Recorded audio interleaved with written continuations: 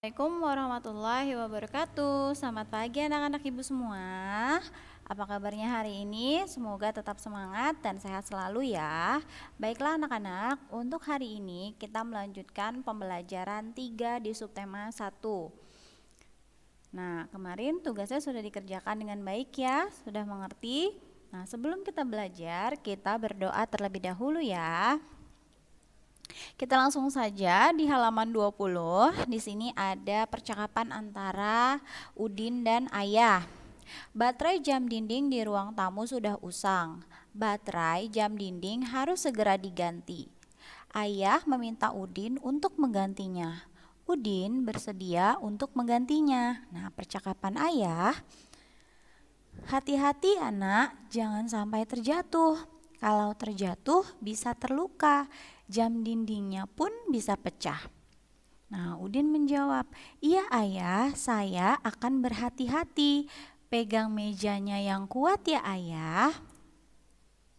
Nah, apa isi percakapan Udin dan ayah dan apa pendapatmu terhadap isi percakapan mereka? Nah, sekarang perhatikan. Isi percakapannya yaitu ayah meminta Udin untuk berhati-hati ketika mengganti baterai jam dinding. Nah, pendapatmu tentang percakapan antara ayah dan Udin seperti apa? Misalnya, Udin adalah anak yang baik karena bersedia membantu ayah untuk mengganti baterai jam dinding. Nah, anak-anak dalam membaca kalimat ada yang namanya tanda titik, berarti tanda untuk berhenti pada saat membaca. Nah, di bawah ini keterangannya, bacalah kalimat-kalimat berikut dengan benar. Ibu contohkan. 1. Kalau terjatuh bisa terluka. Nah, di akhir kalimatnya ada tanda titik. 2. Jam dindingnya pun bisa pecah. Nah, di sini ada tanda titik. 3. Iya ayah, saya akan berhati-hati. Nah, coba perhatikan penggunaan tanda titik pada beberapa kalimat sebelumnya. Tanda titik selalu dibubuhkan di setiap akhir kalimat. Nah, bisa dilihat ya, di setiap akhir kalimat harus dibubuhkan tanda titik. Selain penggunaan tanda titik, tentu kamu masih ingat dengan penggunaan huruf kapital bukan? Berarti kalau huruf kapital di depan kalimat harus menggunakan huruf besar. Nama orang, ya, nama bulan dan sebagainya itu menggunakan huruf kapital. Nah, di sini Ibu sudah memberikan keterangan fungsi dari tanda titik. Contoh yang pertama. Tanda titik dipakai pada akhir kalimat pernyataan. Contohnya, Niko menggambar pemandangan yang indah.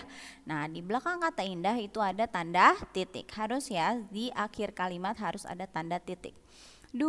Tanda titik dipakai untuk memisahkan angka jam dan menit pada penunjuk waktu. Contohnya, saya berangkat ke sekolah pukul 06.30. Nah, berarti 06 pemisah untuk menitnya harus ada tanda titik. Nah, di akhir kalimatnya harus menggunakan tanda titik.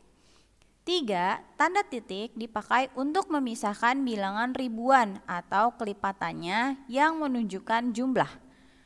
Contohnya, ayah membeli pupuk sebanyak 1000, berarti 1000 itu harus menggunakan tanda titik 1.000 gram. Nah, di belakang kalimat harus menggunakan tanda titik. Nah, itu contohnya ya. Nah, sekarang anak-anak harus menuliskan cara penggunaan huruf kapital dan tanda titik. Di sini ada bacaan batu baterai jam dinding di ruang tamu sudah usang. Kira-kira yang harus dirubah yang mana ya? Ya, yang harus dirubah adalah kalimat pertama, kata pertama, batu. Berarti B-nya harus menggunakan huruf besar. Ya, sekarang perhatikan. Seperti ini contohnya. Batu baterai jam dinding di ruang tamu sudah usang. Jadi yang diberikan huruf besar itu adalah kata batu di depannya. Nah, di akhir kalimatnya harus ada tanda titik. Nah, nomor 2, ayah meminta bantuan Udin untuk menggantinya. Nah, jadi di awal katanya, di awal kalimatnya, ayah itu harus menggunakan huruf kapital atau huruf besar, huruf A-nya. Ayah meminta bantuan Udin. Di sini Udinnya masih menggunakan huruf kecil. Nah, seharusnya nama orang itu harus menggunakan huruf besar, kapital di depan katanya ya. Nah, di akhir kalimatnya harus menggunakan tanda titik. Nah, anak-anak lanjutkan di nomor 3, 4, dan 5. Sekarang kita lanjut.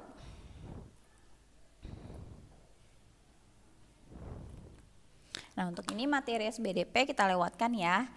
Ini matematika yang sudah Ibu jelaskan. Contohnya di sini jarum pendek menunjukkan angka 10 yang berwarna merah. Nah, jarum panjangnya menunjukkan angka 12. Berarti pukul berapakah jam ini? Pukul 10. Nah, di sini jarum pendeknya menunjukkan angka 8, jarum panjangnya menunjukkan angka 12. Berarti pukul berapakah ini? Pukul 8. Nah, yang ini jarum pendeknya ada di angka 2 dan jarum panjangnya ada di angka 12. Berarti dibacanya pukul 2. Nah, berarti anak-anak berlatih menuliskan pukul berapakah dalam gambar jam dinding. Jarum pendek menunjukkan angka 1. Ya. Jarum panjang menunjukkan angka 12. Berarti dibaca pukul berapa? Berarti pukul 1. Dan seterusnya sampai di halaman 26. Baiklah anak-anak, untuk materi pembelajaran hari ini selesai. Semoga anak-anak langsung mengerjakan tugasnya dengan baik. Ibu akhiri, wassalamualaikum warahmatullahi wabarakatuh.